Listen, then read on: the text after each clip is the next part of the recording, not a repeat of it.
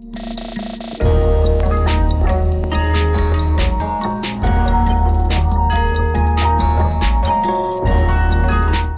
soy Manuel Redondo y este es mi canal de apologética cristiana, Dialoguemos. Este vídeo, el de ahora, es el tercer vídeo que hago sobre los testigos de Jehová. Y en este vídeo hablaré de la resurrección física de Jesús, que ellos niegan, con lo cual ellos también niegan la resurrección física de cualquier ser humano. También hablaré del sacrificio propiciatorio de Jesús, que ellos también niegan. Y luego hablaré de algunos temas ya más mezclados, más misceláneos, sobre vaticinio de la segunda venida de Jesús y también sobre el tema del infierno, que como ya he dicho en algún otro vídeo es muy importante para ellos, la condenación eterna, y algún que otro detalle más. Así que empecemos con la resurrección de Jesús. Para los testigos de Jehová, la resurrección de Jesús y también la resurrección de todos los que siguen a Jesús, la de ellos, no será una resurrección física, sino una resurrección intangible, etérea, espiritual. Es como ellos entienden cuerpos espirituales, descrito por Pablo en 1 Corintios 15. Para ellos los cuerpos espirituales a los que se refiere Pablo, se refiere a cuerpos intangibles, cuerpos no materiales. Para ellos el cuerpo de Jesús fue sacrificado y ya está. De hecho, para los testigos de Jehová, una expresión que se repite en las Escrituras bastantes veces, una expresión que de hecho repite Pablo, que dice que carne y sangre no pueden heredar el reino de Dios, ellos entienden esto como que realmente el cuerpo material no puede entrar en el cielo. Y es por eso que para ellos Jesús entró en el cielo, no con un cuerpo material, sino como una especie de ente etérea, ente espiritual, como una especie de fantasma básicamente. Pero bien, lo que voy a hacer ahora es mencionar desde las Escrituras refutaciones que desbancan por completo todas las teorías de los testigos de Jehová con respecto a la resurrección inmaterial, tanto de Jesús como de aquellos que le siguen. El primer ejemplo lo encontramos 30 años después de la resurrección de Jesús. Esto lo dice Pablo en 1 Timoteo, capítulo 2, versículo 5. Dice Pablo que solo hay un mediador entre Dios y los hombres, Jesucristo el hombre. Cuando dice el hombre, se está refiriendo a un hombre, a un ser humano. Y un ser humano es muchas cosas, entre ellas una masa física, un cuerpo. Más pruebas desde las Escrituras. En Juan 2, Jesús dice a la gente que el templo será destruido, pero en 3 días volverá a ser levantado. Y luego vemos en el versículo 21 de ese capítulo que Jesús se refiere a su cuerpo. La palabra por cuerpo viene del griego soma, que es una referencia clara y únicamente al cuerpo físico. Es más, cuando Jesús es resucitado, los discípulos no lo creen y él directamente dice que no es un espíritu o fantasma, sino que tiene carne y huesos. Eso lo vemos en Lucas 24, versículos del 39 al 44. Y de hecho, y bien famoso, en el Evangelio de Juan, vemos que Tomás duda y Jesús le dice que le toque el cuerpo, que le toque las cicatrices. Tomás toca el cuerpo de Jesús, ve que realmente es un cuerpo físico y es cuando dice Señor y Dios mío, y se lo dice a Jesús. Y bien, todo esto viene de la interpretación que los testigos hacen de las palabras de Pablo en 1 Corintios 15, cuando Pablo habla de ser resucitados con un cuerpo espiritual. Para ellos el apóstol se refiere a un cuerpo etéreo, como he dicho antes. Pero el versículo 39 dice, en referencia al concepto carne, del griego sarx, que la carne misma, es decir, el cuerpo humano de aquellos que creen en Jesús, será levantado. De hecho, lo que realmente Pablo dice con cuerpos espirituales basado en 1 Corintios 15 es que son cuerpos diferentes, pero habla de cuerpos indestructibles e incorrompibles. De hecho, en el versículo 46 dice que primero fue diseñado que el ser humano tuviera un cuerpo natural, y cuando habla de natural no lo compara con cuerpos exactamente materiales, porque la palabra por natural dice súgicos, que es una referencia a cuerpo sin conexión con el espíritu. Y luego habla del cuerpo espiritual, que es un cuerpo en conexión con el espíritu. Son cuerpos materiales. lo que vamos a recibir, cuerpos materiales, pero que pueden convivir de forma material tanto en el universo espiritual como en el universo material. Porque cuando vemos sobre todo Apocalipsis, tanto el cielo como la tierra van a estar unidos. De hecho, en 1 Corintios 15, Pablo usa las palabras anastasis y egeiro para referirse a ser levantados de entre los muertos. A ver, si los cuerpos materiales van a dejar de existir y vamos a ser simplemente cuerpos etéreos, cuerpos invisibles e intangibles, entonces no diría que vamos a ser levantados de entre los muertos. Diría que va a haber una siguiente fase. Y sí, hay una siguiente fase, pero basada en que lo que tenemos ahora, estos cuerpos, van a ser levantados y glorificados. Es decir, estos cuerpos que ya tenemos. Pablo, de hecho, compara la resurrección de los muertos con cuerpos también, tanto de animales como celestiales. Nunca lo compara con cosas etéreas o cosas intangibles, sino lo compara con cosas que son tangibles, cosas que tienen material, cosas que tienen células, cosas que tienen textura. También los testigos de Jehová creen que la resurrección de Jesús no fue física y que de hecho no tuvo ningún cuerpo, sino que era algo que se metamorfoseaba en diferentes aspectos. Esto lo basan, por ejemplo, en el Evangelio de Lucas, cuando Jesús se aparece a los discípulos en el camino a Emaús. La palabra dice que estos discípulos no le reconocieron, pero el hecho de que no le reconocieron no fue porque el cuerpo de Jesús cambiara de forma, sino porque, como dice el versículo 16, los ojos de estos discípulos estaban velados. Y claro, todo esto también nos lleva a la interpretación que ellos tienen de la segunda venida de Cristo. Para ellos la segunda venida de Cristo será invisible, intangible, pero esto contradice directamente a Mateo 24, versículo 30 y Apocalipsis, capítulo 1, versículo 7, donde dice claramente que todo ojo le verá. El concepto de parusía no será invisible, sino visible por completo. La palabra deja de forma muy clara que la resurrección incluye resurrección de todo lo intangible, pero también del universo material. Jesús ha redimido todo lo que tiene que ver con el ser humano y todo lo que tiene que ver con el mundo. Ha redimido nuestros cuerpos, nuestras emociones, nuestro ser por completo, porque somos material. Así nos ha creado Dios, con elementos inmateriales y elementos materiales. Y ambos, en su inicio, son buenos. El pecado los ha manchado, pero el pecado ha manchado los dos. Pero en la creación de Dios, ambos, tanto la parte inmaterial como la parte material, son buenos. Dios los ha creado para bien. El universo material es bueno y Dios redime el universo material y también el no material. Y ahora quiero hablar del sacrificio propiciatorio que Jesús realizó en la cruz, porque para los testigos de Jehová lo entienden de forma muy particular. No son los únicos que lo creen así, pero bien, ellos creen que el sacrificio vicario de Jesús no es vicario ni propiciatorio. Es 50% salvación que hace Dios y 50% salvación que el hombre tiene que obtener por méritos. Pero esto es un craso error que insulta a las Escrituras. Veamos algunos ejemplos de forma muy sencilla en los cuales podemos ver claramente cómo la redención es una obra completa de Dios. Es algo que hace Dios de inicio a fin de forma completa.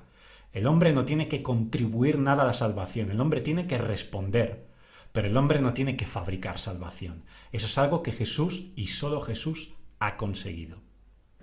El primer ejemplo de todos está en Hebreos 9:22. La palabra dice: de hecho, la ley exige que casi todo sea purificado con sangre, pues sin derramamiento de sangre no hay perdón.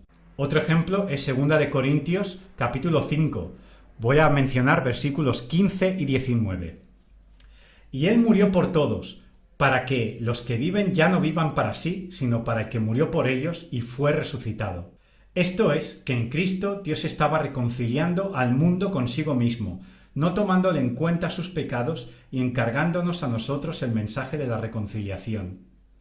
Y bien, otro ejemplo muy claro, y podría mencionar, pero montones, Es Juan 19, versículo 30.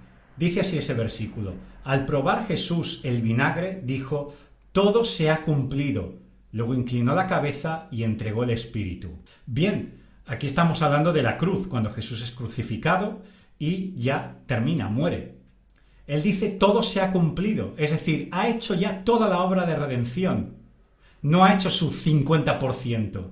Dice: todo se ha cumplido. Y entregó el espíritu, es decir, todo su ser. Entregó todo a Dios Padre para que reciba la obra expiatoria, la obra de vida, de muerte y todo lo que es Jesús como un aroma grato, un aroma perfecto, que es lo que nos representa a todos los que creemos en Él. Pero claro, con todo esto se crea un dilema y con esto enlazo con un tema candente, con un tema muy especial para ellos, como he dicho a lo largo de estos vídeos, y es la creencia de Russell en que el castigo no es eterno. Las personas que no van a ser resucitadas con Cristo no van a ir a un infierno eterno, a un lugar de lamento por toda la eternidad. Pero claro, esto contradice la salvación eterna. Si la salvación es eterna, es porque el castigo o la no salvación es algo que se sufre también de forma eterna. Y esta versión o visión que ellos tienen de que el infierno no es un lugar eterno, sino que es una especie de aniquilación total, desintegración del ser humano, esto lo sacan de su interpretación de la palabra Gehenna. Para ellos, Gehenna significa aniquilación, lo cual no está demostrado, pero bueno, ya hemos hablado de su nivel de griego. Ya hemos hablado del nivel de griego de todos los grandes teólogos y seguidores de Russell. Mi tono es, por supuesto, irónico. Por mucho que no quieran reconocer que el infierno es un castigo eterno, ellos tienen que ver la realidad de cómo lo describe las Escrituras. Mateo 5, versículo 22, habla de el infierno, de un fuego que representa al infierno. Es más, cuando vemos, por ejemplo, en las Escrituras la frase llanto y rechinar de dientes, siempre está conectada con el concepto de segunda venida de Cristo y juicio final. Y es curioso que aquellos que no están en Cristo ya son juzgados y una vez juzgados responden con llanto y rechinar de dientes.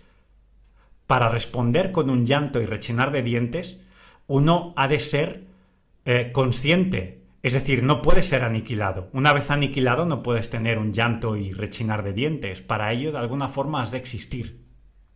Pero bien, esta es la contradicción de entre muchísimas que los testigos de Jehová tienen. Y es más, en el mismo Evangelio de Mateo, concretamente capítulo 10, versículo 28, habla de Gehenna junto con el adjetivo griego apolesai y habla de miseria eterna. La miseria es algo que se experimenta. Si eres aniquilado no puedes experimentar miseria. Pero aquí Mateo nos habla de que aquellos que no van a ser resucitados con Cristo, aquellos que no pertenecen a Cristo, aquellos que no han puesto su fe en Cristo, van a experimentar miseria, un estado miserable, un estado de lamentación por toda la eternidad. Y bien, ahora me gustaría ir a varios conceptos un poco interconectados, más detallados, es simplemente para finalizar esta serie de vídeos sobre los testigos de Jehová. El primer variado con el que quiero finalizar este vídeo es con el hecho de que los testigos de Jehová creen que Jesús es el arcángel Miguel y se basan en dos textos. El primero está en Primera de Tesalonicenses, capítulo 4, versículo 16. El texto dice así: porque el Señor mismo, con voz de mando, con voz de arcángel y con trompeta de Dios, descenderá del cielo, y los muertos en Cristo resucitarán primero. He de decir que los testigos de Jehová dicen en sus escrituras y sus magazines que claramente la Biblia, claramente, y además con este adjetivo, claramente, la palabra enseña que Jesús es el arcángel Miguel. Primera de Tesalonicenses 4:16 habla de que la segunda venida de Cristo, Jesús tendrá voz de arcángel, pero no habla del nombre Miguel, sino habla de su calidad de voz, de lo resonante y lo poderosa que será su voz. Cuando Él vino a la tierra, y lo vemos en los evangelios, Él tuvo una voz normal, no una voz de arcángel, pero en su vuelta, su voz será temible. Pero esto no tiene ninguna conexión con Miguel. Y luego cuando vamos al segundo texto, que es Judas 9, dice así: pero cuando el arcángel Miguel contendía con el diablo, disputando con él por el cuerpo de Moisés, no se atrevió a proferir juicio de maldición contra él, sino que dijo: el Señor te reprenda. Bien, aquí sí, Miguel es mencionado, pero no tiene nada que ver con Jesús. De hecho, cuando Jesús es tentado por Satanás, incluso teniendo un cuerpo mortal, Jesús le planta cara a Satanás. El Miguel que aquí vemos en Judas 9 no le dice nada, le tiene miedo a Satanás, le dice: el Señor te reprenda, pero no se atrevió contra Satanás. En cambio, el Jesús con cuerpo mortal, cuerpo vulnerable, le planta cara a Satanás. Es diferente al Miguel que vemos aquí. Es más, todo lo que vemos de Miguel en las Escrituras lo vemos en el libro de Daniel y en Apocalipsis capítulo 12, versículo 7, y las conclusiones que podemos ver del Miguel descrito en esos textos no tienen nada que ver con Jesús. Es más, Hebreos 1, y lo digo con ironía, claramente enseña que Jesús está por encima de cualquier ángel. El segundo misceláneo que quiero comentar es para volver a ridiculizar, y no lo hago con placer, sino lo hago porque la gente tiene que ver la luz de la realidad, y la realidad es que Charles Russell era un estafador. Es para que vean las burradas que este hombre llegó a decir. Y para ello pongo un link, el cual nadie puede tener ninguna duda de que esto no me lo saco de la manga, sino que esto lo dijo, el señor Russell lo dijo. El señor Russell dijo que era mejor leer los volúmenes escritos por la editorial Atalaya y leer eso solo que no leer la palabra, es decir, la Biblia solamente. Muy claramente, y de hecho, Russell dijo que si una persona lee los volúmenes escritos por la editorial Atalaya, esa persona recibirá luz. Pero incluso si esa persona estudia dichos volúmenes durante 10 años y de repente se va a la Biblia, y solamente a la Biblia, en unos 2 años esa persona caerá en absoluta oscuridad. Es decir, Russell se considera mejor que Pablo, que el Espíritu Santo y que Jesús. El otro misceláneo son vaticinios fallidos por los testigos de Jehová. Y de todo ello hay links y referencias. Vaticinaron el principio del fin de los tiempos en 1799, que luego lo cambiaron al 1914. Vaticinaron también la segunda venida de Cristo en 1874, la cual también fue cambiada en 1914. Vaticinaron la batalla de Armagedón para el final del 1914, para luego cambiarla a un futuro todavía no descrito, un futuro desconocido. Vaticinaron que en 1918 todos los falsos cristianos, es decir, los no testigos de Jehová, se rendirían a las obras de Charles Russell. ¡Wow! Profecía cumplida, sin duda. Tono irónico. Y bien, podría seguir con muchas otras cosas, como por ejemplo su interpretación de los 144.000, que para ellos son 144.000 testigos de Jehová especiales que estarán en la presencia de Jesús en el cielo junto con el Padre Jehová. Pero claro, la Escritura habla de 144.000 judíos. Y muchas otras cosas más. Hay mucho más con lo que se podría seguir. Pero esto es suficiente, es más que de sobras para desbancar a esa falsa religión llamada los testigos de Jehová. Como siempre digo, suscribiros, compartid, comentad, lo que queráis. Que lo paséis muy bien y nos vemos aquí, en Dialoguemos.